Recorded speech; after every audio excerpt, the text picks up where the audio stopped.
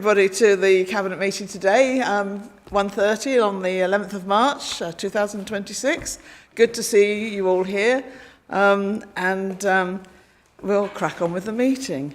We haven't got any public questions or deputations, so I will be moving straight on to the agenda. So the first item being apologies for absence, and unfortunately Councillor Viv Kendrick is unwell and not able to attend. Minutes of the previous meeting, are they a correct record? Can I see a show of hands? Thank you very much. Admission of the public. Well, we have no public, but there are no exempt items today. Declaration of interests. Have any members any interest to declare? No, that's a shake of heads from everybody. Questions by members of the public. We have none, or at least we have no members of the public to ask them. Questions by elected members. We have no elected members other than Cabinet members here to ask questions. So again, we'll move right on to the main body of the agenda, which is item 8 and the Corporate Financial Monitoring Report. Over to you, Graham Turner. Thank you.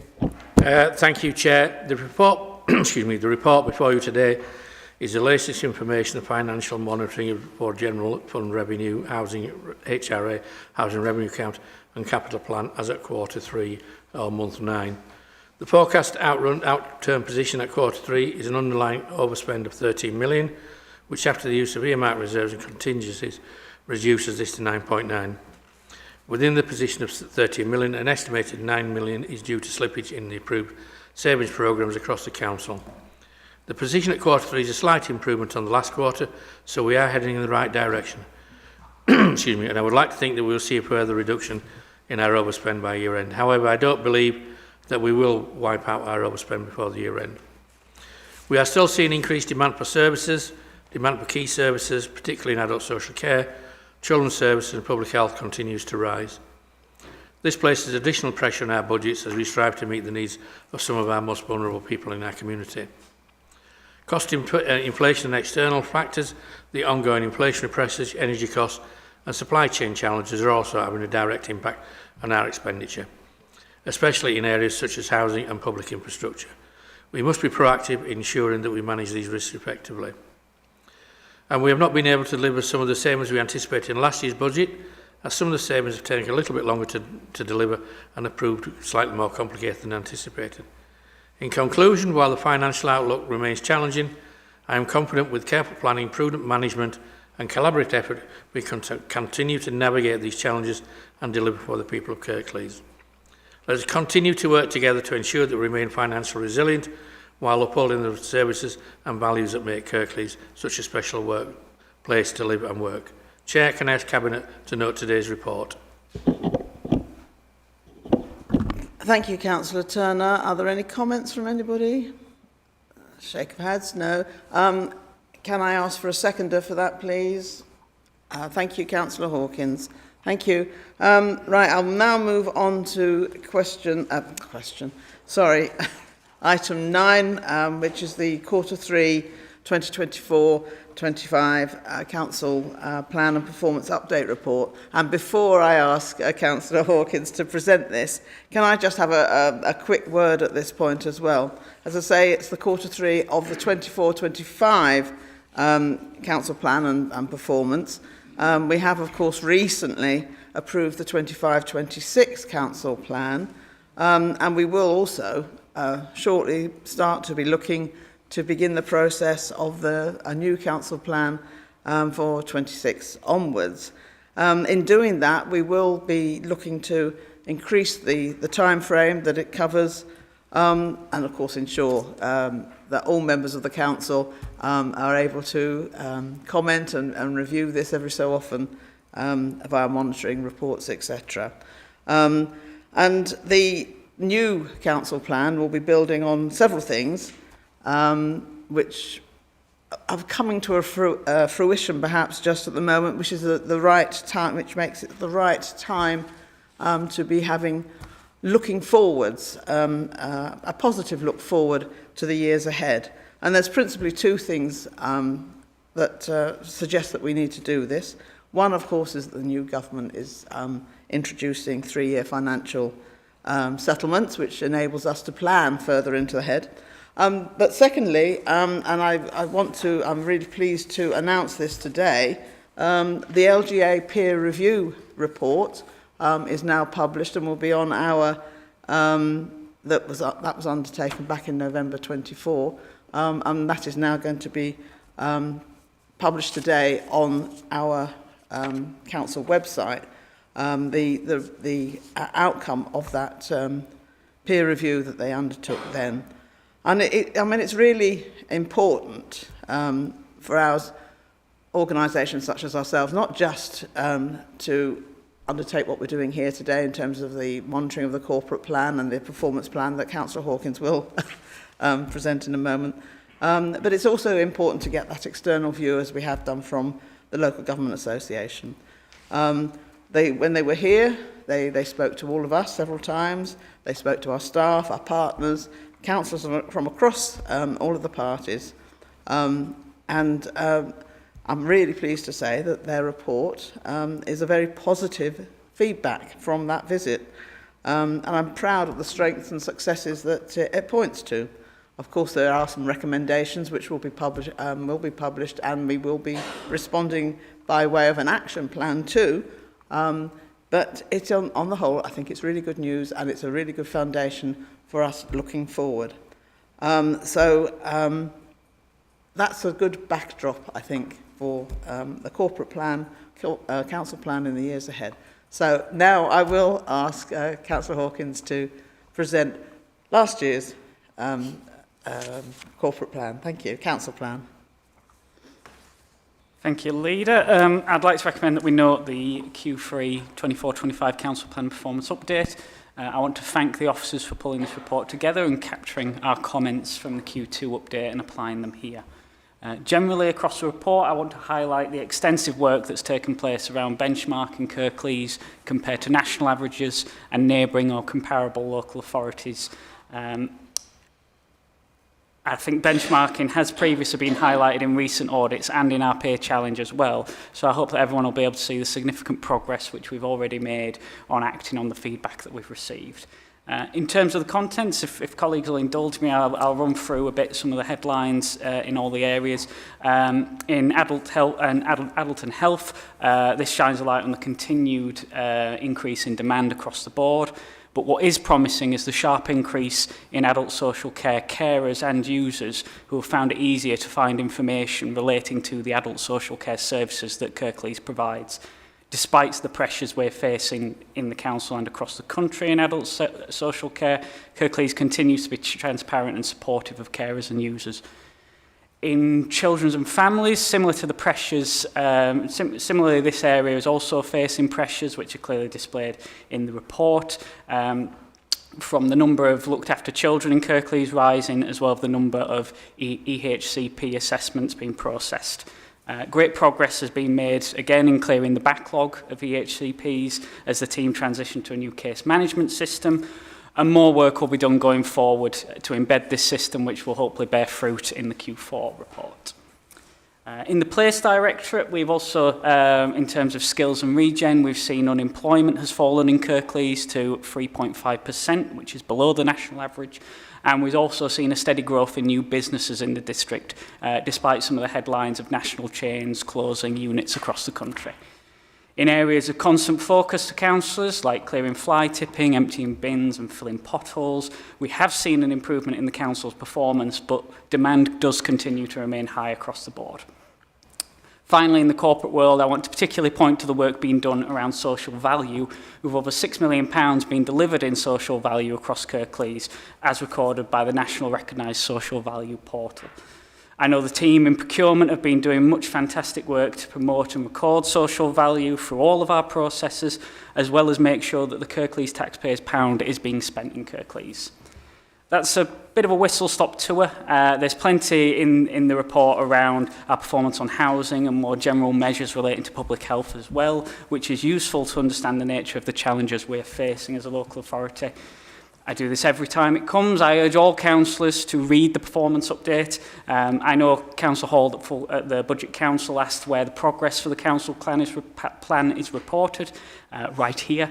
And I personally would not object to this being brought to a future full council meeting, as it is vital that all members, especially those who take their role seriously and produce budget amendments, do fully understand and have a grasp of the pressures the council is facing and the work already being done to address those pressures. So thank you, Leader.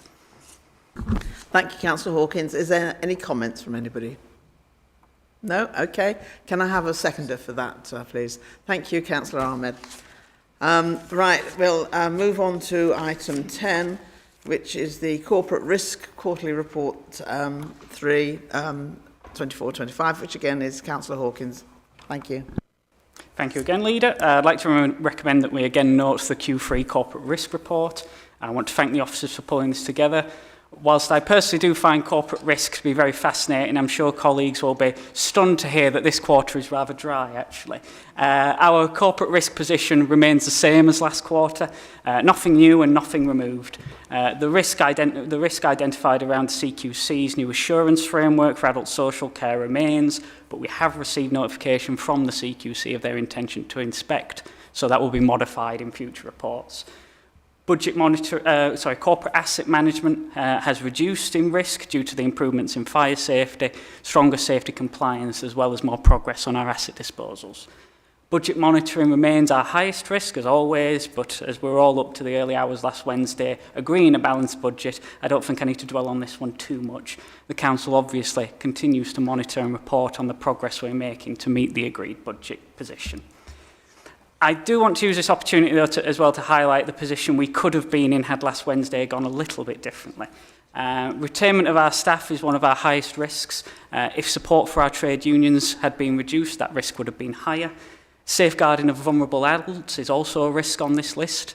If we'd cut the adult social care budget, that risk would have been higher. And finally, you have the management of our capital plan and relationship with our partners on the list. Again, if we had gutted our capital programme for Huddersfield, that risk would have been higher. I can't comment on any unplanned, unfunded or reckless proposals from those on the fringes, but all members of the Chamber have a duty and responsibility not to expose this Council to any unnecessary risk. We must continue to make prudent, evidence-based decisions that safeguard the future for all of our residents. As the Leader would say, those are the basics and we are getting them right. Thank you very much. Thank you, Councillor Hawkins. Any comments from anybody? No? Okay, can I have a seconder? Thank you, Councillor Pinnock. And now, a change of player. Can we... Agenda item 11. Can I ask Councillor Moses Crook to present it? Thank you. Thank you, Leader. So this agenda item is to introduce our new vulnerable tenant policy and for Cabinet to endorse its adoption. This policy formalises our approach to vulnerable tenants and ensures that we support all of our tenants to have equal access to housing and housing services. It will help to improve our communication with tenants, recognising that clear, open and transparent communication is the basis of positive relationships between us as a landlord and our tenants, and that for some vulnerable tenants, extra care is needed to achieve this. Vulnerabilities can be diverse and are not always visible. This document makes it clear that we will listen to tenants and do everything we can to identify and to mitigate any vulnerability which impacts their ability to sustain their tenancy with us. Excuse me. I do want to specifically identify that as well as relating to disabilities and physical and mental health issues, we do recognise poverty and deprivation, which can lead to acute housing insecurity and need as a vulnerability in this housing context and in this policy. The policy will provide a basis for ensuring compliance with our legal and ethical obligations as a service and will help us to extend support through identification of need beyond our scope as a landlord through alignment with other services and partners who are able to provide more specialist support. I propose we adopt the recommendations as presented and this policy. Thank you, Councillor Crook. Are there any comments on that? No? I, in this case, will second that item. Thank you very much. I haven't actually asked anybody to vote on these. Can I see all those in favour? Thank you. Can I now move on to item 12? And again, I'll ask Councillor Crook to introduce the Homes and Neighbourhoods Draft Antisocial Behaviour Policy. Thank you, Leader. This is a revision and update of our antisocial behaviour policy, and I would like to recognise here that our TSMs, our tenant satisfaction measures, the data from those clearly shows that this is an area where we as a service need to improve. Our latest data show that only 39.7% of our tenants report feeling satisfied with our approach, despite the dedication and hard work of officers. So an update to process and policy is very much needed, and I am grateful to officers for the work they have done to review the policy here. This policy recognises the terrible impact that antisocial behaviour can have on tenants' lives and the urgent need to improve our handling of and enforcement against those whose behaviour can impact the lives of others so profoundly. This policy describes the escalation routes within the service so that it is clear who is responsible for dealing with issues from the initial report up to enforcement, as well as how we work in partnership with the police and others. It makes the important distinction between nuisance behaviours and the definition of hate crime. There is clarification of what does constitute antisocial behaviour and what does not, where we are able to act as a service and where we do not have jurisdiction, recognising how essential it is to have clear and transparent communication with our tenants at all times to ensure they are informed about progress, that they feel supported and understand the process being followed. We have worked with the tenant-led panel to ensure that this victim-led policy meets tenants' concerns as well as our statutory obligations, and I propose we accept the recommendations as presented and adopt this updated policy.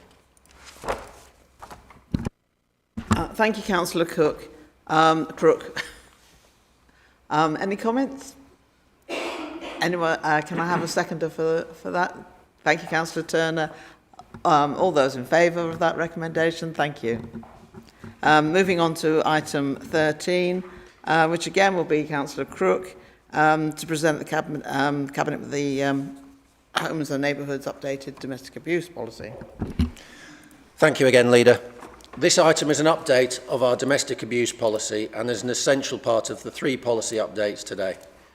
Our Homes and Neighbourhoods domestic abuse policy aligns with the Council's domestic abuse strategy and ensures that we are able to effectively support victims and connected family members, as well as enabling work to prevent occurrences of domestic abuse in the first place. The policy defines what constitutes domestic abuse, clarifies our approach and the support we provide to those impacted, and asserts our belief that all people should have the right to live free from abuse. It ensures that all of our services across homes and neighbourhoods are able to support and enable this approach. It outlines how we work to protect our tenants, raises awareness with both staff and tenants, reducing stigma and sharing best practice so that effective support is provided as quickly as possible. I again propose we accept the recommendations as presented and adopt this policy. Thank you, Councillor Crook. Have I got a seconder for that? Councillor Addy, thank you very much. Any comments? Councillor Addy. Just very brief.